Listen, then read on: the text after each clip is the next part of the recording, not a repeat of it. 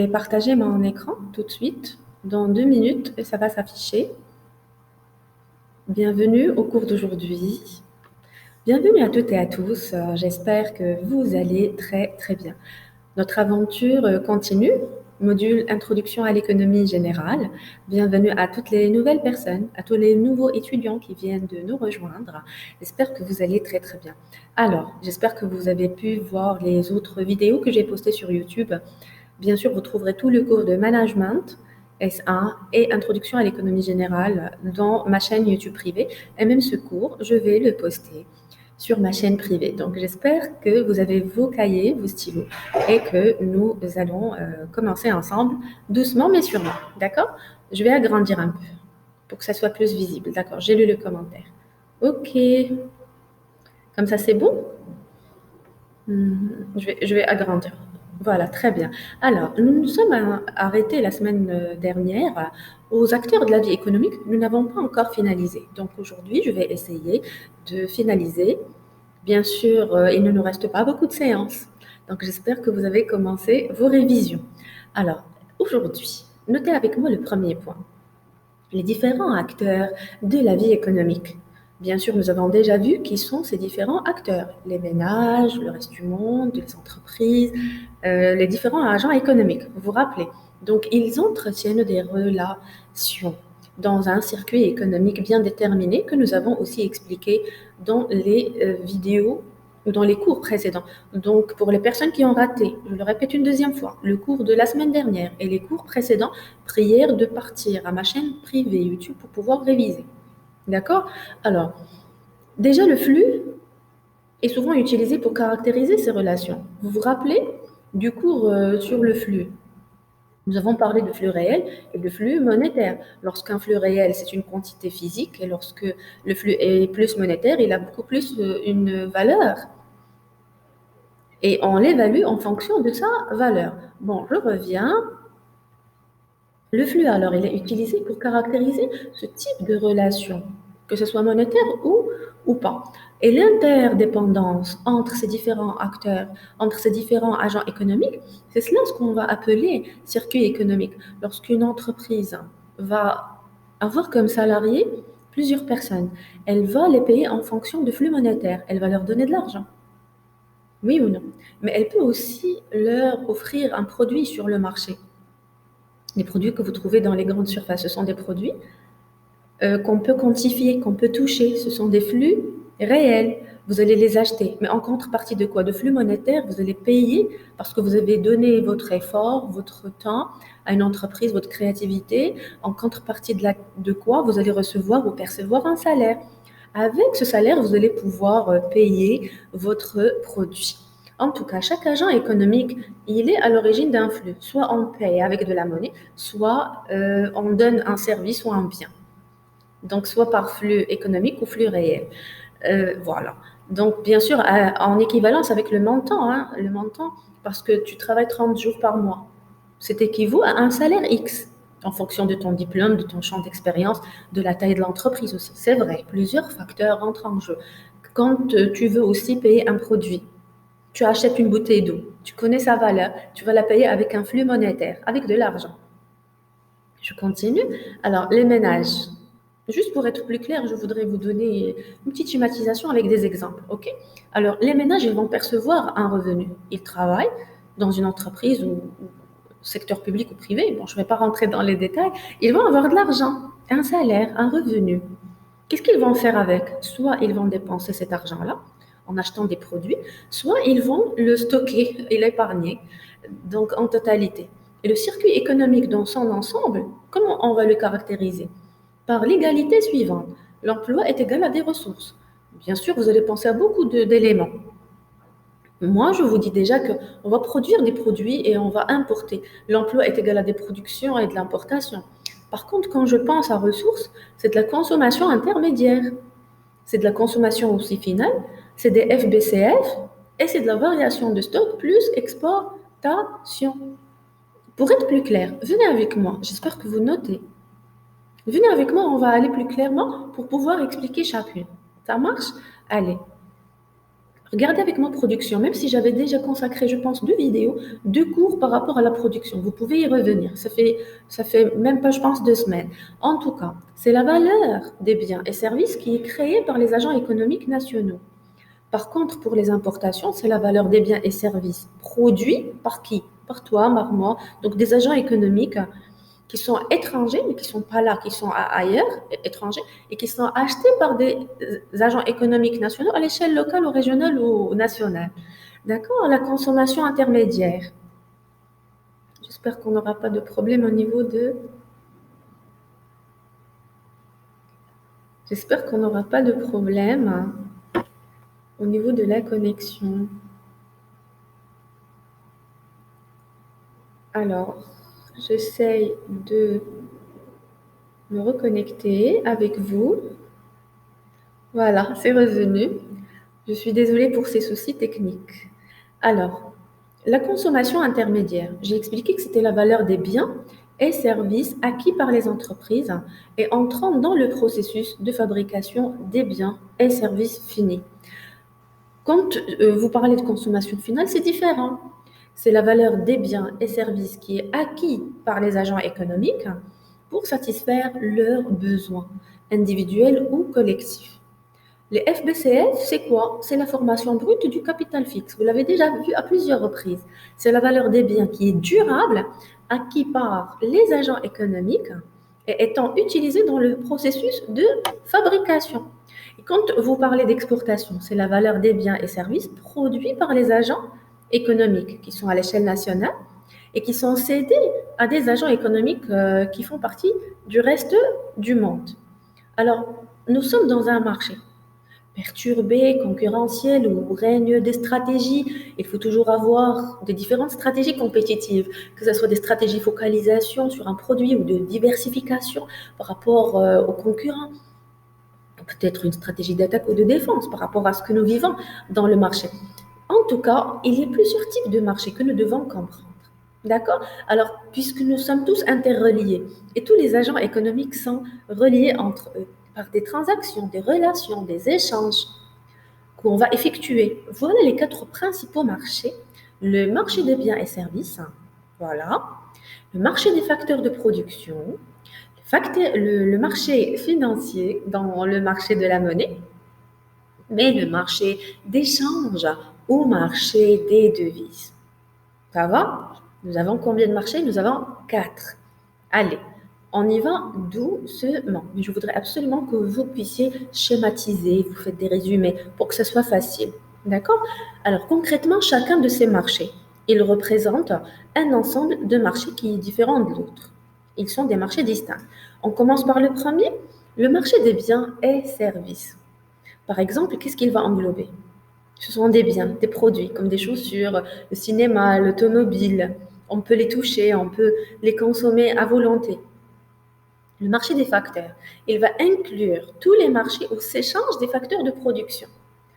Il va englober quoi? Le marché du travail, parce que nous sommes producteurs, le marché des ressources naturelles, parce que à chaque fois, bien sûr, il faut faire appel à ces ressources-là, le marché des immeubles, etc. Le marché du travail, qui serait ici? C'est le capital humain, la main-d'œuvre, donc tout type de métier. J'ai mis ici artiste, comptable, menuisier, etc. Donc ce sont des différentes catégories de main-d'œuvre qui sont regroupées dans le marché du travail. Par contre, je reviens juste par rapport au marché des biens et services. Il sert à expliquer le volume de la production.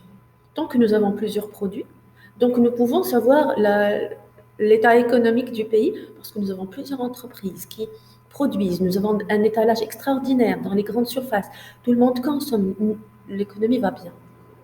Donc on peut comprendre le volume de la production nationale et le niveau général des prix. Et donc le taux d'inflation. Bien sûr, on va travailler l'inflation, le chômage aussi. Donc le terme inflation, déjà, il désigne une augmentation durable, générale et auto-entretenue des prix, parce que c'est stable. D'accord? L'inflation est aussi caractérisée par un accroissement de la circulation de la monnaie.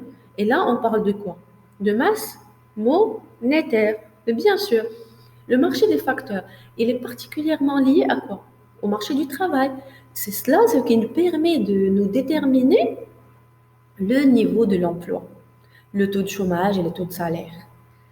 Et le marché financier que j'ai expliqué tout à l'heure, il a un lien étroit avec la monnaie. Bien sûr, il permet de déterminer aussi les taux d'inté- d'intérêt. Exact. Donc, sur le marché des devises, on échange quoi? On échange de la monnaie nationale contre des monnaies étrangères. Et cet échange, il va refléter l'ensemble de toutes les relations que nous entretenons entre un pays et l'ensemble de ses partenaires commerciaux. On pense à la Turquie, aux États-Unis. Nous avons beaucoup, par exemple, le cas du Maroc. Nous avons beaucoup de partenaires à l'international. Quand vous voyez BIM, quand vous voyez Carrefour, Carrefour c'est français, BIM c'est turc. Bon, je ne veux pas citer de marque et je ne fais de publicité à personne. Mais juste pour vous donner une idée par rapport à ce marché-là. Le marché, donc, il sert à déterminer le taux de change de cette monnaie qui est nationale et donc la valeur de la monnaie nationale par rapport à la valeur de la monnaie étrangère. On pense dans ce cercle alors au mécanisme de production. Je sais que nous l'avons déjà travaillé, la production, mais juste un point que nous n'avons pas encore travaillé ensemble, c'est que la production, elle va correspondre à l'activité de création de biens ou de services. Destinés à quoi? Depuis le démarrage du cours, on le sait, on veut absolument satisfaire les besoins du consommateur à caractère individuel ou collectif. On s'interroge alors sur la nature de la production et comment la mesurer. On parle alors par rapport à la nature de la production autour de production marchande et non marchande. La production marchande, à quoi elle correspond? À des biens et des services à caractère marchand. Par contre, quand vous parlez de production non marchande, on ne peut pas vendre, ce sont beaucoup plus des services, ça correspond à des services qui sont non marchands. On ne peut pas vraiment être dans le même cercle.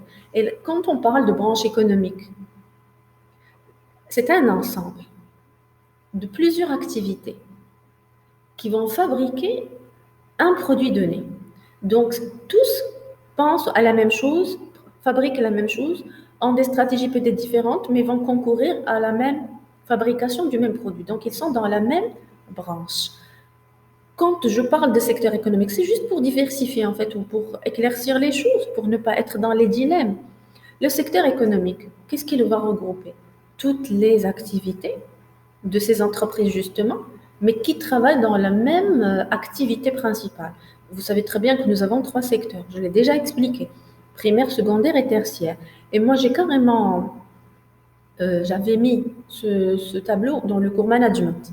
Pour les personnes qui me suivent, je l'avais mis dans le cours management dans la partie typologie et classification des entreprises. Mais je vais l'inclure ici pour pouvoir justement, je vais juste un tout petit peu rétrécir l'image pour que ça soit visible pour vous. Voilà. Juste pour vous rappeler, mais ce tableau-là, vous l'avez dans la partie management, dans mon cours management, dans la partie typologie et forme des entreprises. Vous vous rappelez de ce tableau? J'avais classé les secteurs d'activité en secteur primaire, secondaire et tertiaire. Lorsque nous parlons de secteur primaire, donc on parle d'entreprises par exemple agricoles, pêche, forêt, le secteur secondaire, les entreprises industrielles, automobiles, pharmacie, etc. Donc le secteur tertiaire, les entreprises de services, commerce, transport, finance. Le secteur d'activité, ce sont les entreprises qui font la même chose, qui fabriquent la même chose. Quand tu dis Citroën, Peugeot, Honda, c'est quoi? C'est l'automobile. Quand tu dis la BMCE, la BMCI, la CIH Bank, c'est le secteur bancaire. Ils font la même chose, ils proposent les mêmes produits, c'est vrai, à des différences près. Mais c'est presque pareil parce qu'ils ont quand même, c'est le même champ, le même secteur d'activité. J'avais déjà expliqué, je vais juste rapidement. La branche et la filière, elle regroupe toutes les entreprises ou parties d'entreprises participant à la fabrication du même produit. Quand on pense à la branche financière, à quoi vous pensez? À la banque, les assurances. D'accord? Allez, on mesure comment? On pense directement à la réponse dans cette question aux agrégats de la production. et nous allons retrouver la valeur ajoutée, le PIB et le PNB. Qu'est-ce que c'est? Alors, la valeur ajoutée au niveau de l'entreprise, elle va correspondre à sa production propre, c'est-à-dire l'effort accompli pour la fabrication d'un bien ou d'un service. Donc, la valeur ajoutée est égale à la production moins les consommations intermédiaires. Et le produit intérieur brut, le PIB, il va correspondre à la somme des valeurs ajoutées. Et vous allez trouver soit un PIB marchand ou non marchand. Pour ce qui est du PIB marchand, c'est les valeurs ajoutées des entreprises qui sont à caractère financier ou non financière. Par contre, le PIB non marchand, ce sont les valeurs ajoutées non marchandes des administrations publiques et privées aussi, ainsi que les services rendus par les domestiques et des ménages. Par contre, le PNB, qui est le produit national brut, il va mesurer la richesse créée par les agents économiques, quel que soit leur lieu de résidence. Et pour mieux comprendre, le PNB, c'est le PIB que nous venons de voir, plus les revenus qui sont reçus du reste du monde, moins les revenus versés au reste du monde. D'accord? J'espère que vous arrivez à noter avec moi. Les revenus qui sont reçus du reste du monde, ils concernent qui? Les transferts ou quoi? Les transferts de revenus des personnes qui résident à l'étranger, les MRE, qui sont à l'étranger, ils envoient de l'argent ici au pays. Donc, ce sont des revenus reçus du reste du monde. Tout ce qui est exportation aussi, on reçoit du reste du monde. L'investissement à l'étranger, on va répatrier de l'argent, des bénéfices. Et tous les touristes qui sont étrangers, qui viennent au Maroc, ils vont aussi ramener de l'argent. Donc, ce sont des revenus reçus du reste du monde. Les revenus maintenant qui sont versés au reste du monde, ce sont les versements des salaires par rapport à des personnes, par exemple. Imaginez avec moi un Français qui est venu intervenir au Maroc. Il va percevoir de l'argent. Cet argent-là, il va partir en France avec ce monsieur-là. C'est un revenu qui est versé au reste du monde. On peut même lui faire un virement. On peut acheter des choses. On peut, quand vous commandez quelque chose d'Amazon ou vous faites un versement par rapport au reste du monde. Donc, que ce soit travailleurs ou des dividendes. Si nous avons par exemple des actionnaires qui sont étrangers, on va aussi leur verser. L'importation, c'est pareil. Le remboursement des intérêts des emprunts, l'amortissement des capitales, c'est long. Je sais, c'est une liste, mais je vous ai donné juste quelques exemples pour pouvoir mieux comprendre. D'accord? Il y a bien sûr des limites, ça c'est clair, de la mesure de la production par la comptabilité nationale. Comment? On va essayer de comprendre. Si on pense aux agrégats de la production, oui, ils présentent certaines limites. Pourquoi? Parce que, par exemple, quand vous me parlez de femmes au foyer, il y a beaucoup de femmes au foyer qui font de la couture, de l'esthétique, des gâteaux faits maison, plein d'autres petits boulots. Et ils ne déclarent pas ceci à la comptabilité nationale. Ils ne payent pas d'impôts pour cela. Ce sont des petits, on va dire, moyens pour pouvoir gagner leur vie, mais ils génèrent de l'argent, ils génèrent des petits salaires. C'est vrai que ce n'est pas durable. Et on ne connaît pas la fréquence ni le taux, mais ils ne payent pas d'impôts. Donc, on ne peut pas les comptabiliser vraiment au niveau national. Et cette production-là n'est pas évaluée. Donc, la non-évaluation du travail des femmes au foyer. Aussi, n'oublions pas qu'il y a beaucoup d'activités informelles. Le marché noir, les gens qui travaillent en noir, les gens aussi qui ne déclarent pas vraiment tous leurs revenus, donc ils vont échapper au calcul du PIB. Lorsque nous n'avons pas vraiment d'informations fiables, l'agent comptable, on va dire, intègre des postes qui sont à caractère omission ou ajustement, juste pour pouvoir avoir une approximation. Mais ce n'est pas vraiment exact. Le PIB et le PNB, ils ne vont pas tenir compte du bien-être de la population aussi. La lutte contre l'alcoolisme entraîne une baisse du PIB. Donc, vous n'allez jamais trouver des publicités qui vous disent ne buvez pas. Pourquoi? Parce que nous savons que l'alcool aujourd'hui permet à l'économie d'avoir quand même un rendement assez conséquent. Donc, vous n'allez pas trouver des luttes contre l'alcoolisme parce que tout simplement, ça va entraîner une baisse au niveau du PIB. L'existence d'un point noir, par exemple, sur une route, il va entraîner un accroissement du PIB.